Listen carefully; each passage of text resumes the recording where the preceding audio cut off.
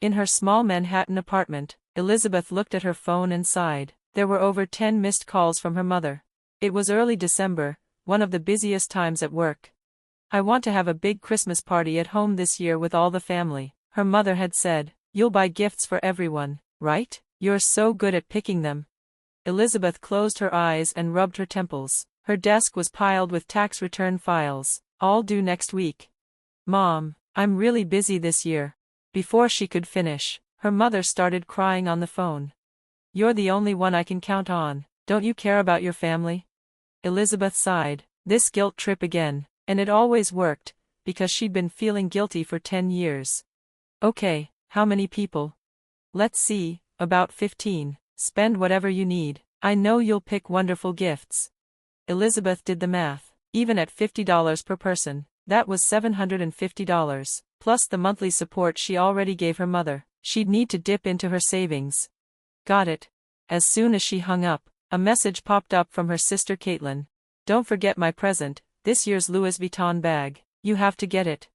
Elizabeth flipped her phone face down and tried to focus on work. Outside, snow had just started falling under the streetlights.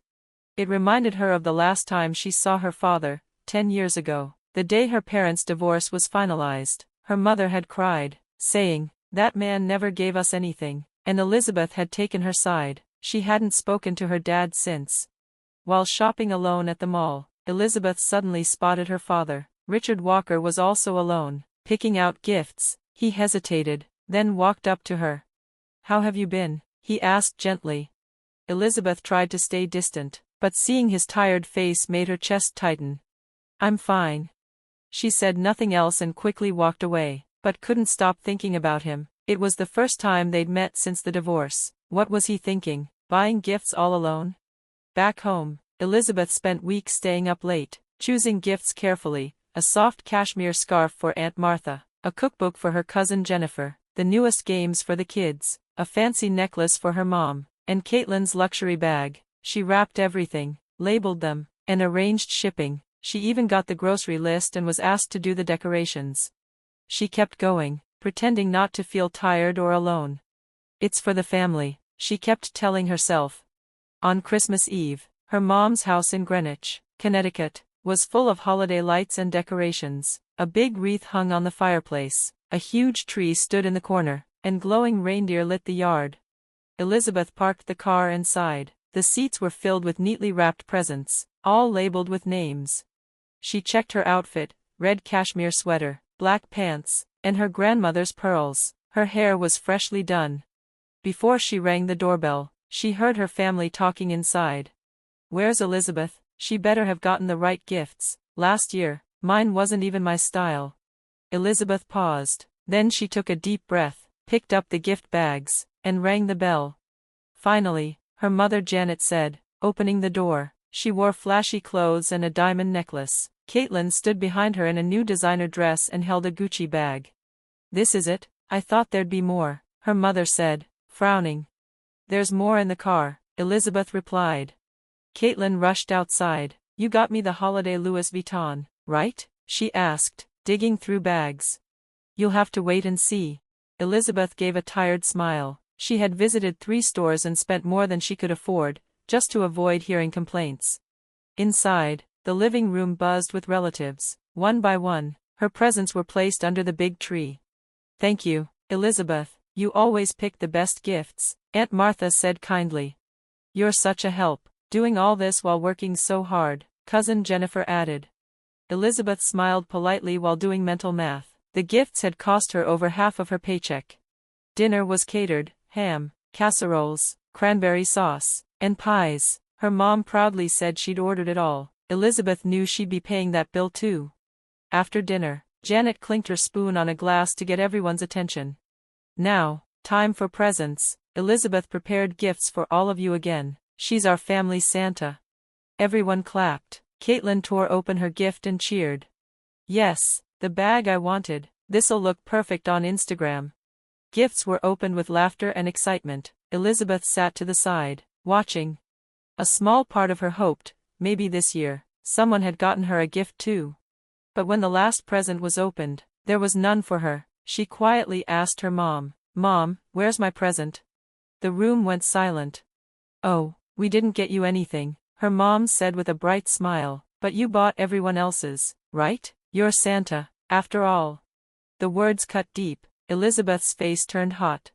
Santa wanting a gift? That's funny, Caitlin said, already posting pictures online.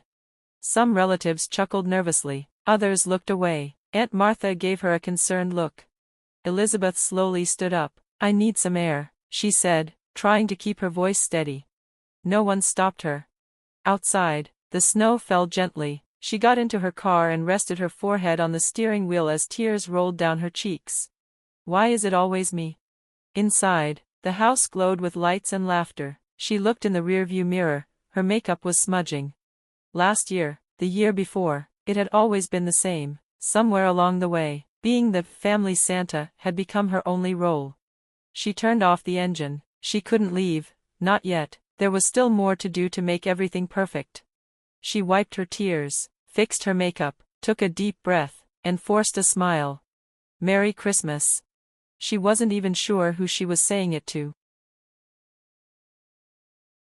As always, she had woken up at 5:30 a.m., gone for a jog, taken a shower, and was now putting on her pearl necklace. Her reflection in the mirror showed a fit, youthful woman. Her stylish pantsuit looked great on her tall, 5 feet 9 inches frame and reflected her role as a senior analyst at Morgan & Stanley.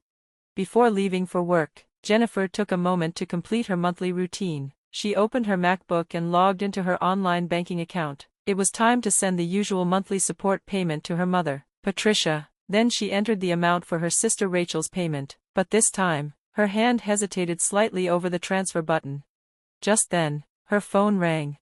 Jenny, I need to talk to you, her mother said in a polished voice that made you picture perfect blonde hair and flawless makeup. It's about Rachel's birthday party. I want it to be really special this year. I'm thinking of booking the grand ballroom at the Phoenician. You'll help with that, right? The ballroom? Jennifer frowned. That's more than twice the usual cost. But this year is different. Rachel now has over 200,000 followers on Instagram, and her real estate sales are going up. The morning in Arizona started with the usual bright blue sky. The sun shone over the row of mansions near Camelback Mountain. In one of the fancy condos in D.C. Ranch, a high-end neighborhood in Scottsdale, Jennifer Wilson was finishing her morning routine. Early March. It was a cold Sunday morning. Elizabeth had just finished yoga when loud knocking came from her front door. Through the peephole, she saw her mother and sister. Open the door. We need to talk, Janet yelled. Elizabeth sighed and opened it. What is it? It's early. Janet and Caitlin stormed in. Janet looked unusually plain. Caitlin still wore designer clothes, but her face was tense. What are you doing working for him? You betrayed us, Janet shouted. You're living it up while we're struggling, Caitlin added, showing Elizabeth the news on her phone. Just then, Richard arrived with some documents. Elizabeth, here's the contract from yesterday. The moment her mother saw him, she froze. You ruined everything. You stole my daughter. Richard answered calmly. I wasn't even allowed to see her. You kept her from me. Elizabeth realized this was the moment she had to speak up. She opened her laptop and showed them all the evidence, how they had spent her money, how her father's gifts and support had been hidden, how they had lied for years. You said we had nothing, that dad gave us nothing, but it was all lies. Janet and Caitlin had no answer. The truth was in front of them. I was always the family Santa, giving everything and getting nothing, but not anymore. I'm building my own life, with my father. Her voice was strong and calm. What are we supposed to do without you? Janet whispered, near tears. Figure it out, just like I did. Outside, the rain had started to fall. Spring was coming, and Elizabeth was ready for a new beginning. Christmas Eve, later that year. In Richard's penthouse, the view of the Hudson River was glowing under the sunset. A Christmas tree stood tall, decorated with ornaments Elizabeth had picked, this time, just for herself. Mind if I check the turkey? Michael called from the kitchen, her boyfriend and an architect at the company. Yes, please, she said, smiling from the window. This time, it was a real smile. Richard's health had improved. Elizabeth had grown into her CFO role and was even featured in New York Business Journal as a rising executive. Richard walked over holding a bottle of wine. I found a 1964 Bordeaux, the year you were born, he said, a little shy.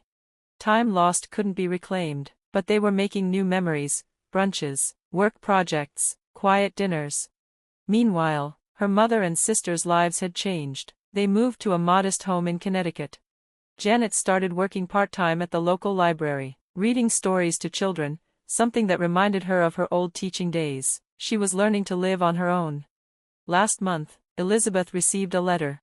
I'm sorry for how I treated you. I thought money was everything, but reading to children showed me what really matters. Caitlin had started working at a small clothing boutique. Helping people find clothes that make them feel good is better than any Instagram like, she had written. That night, Richard turned to Elizabeth. I invited special guests. I hope you don't mind.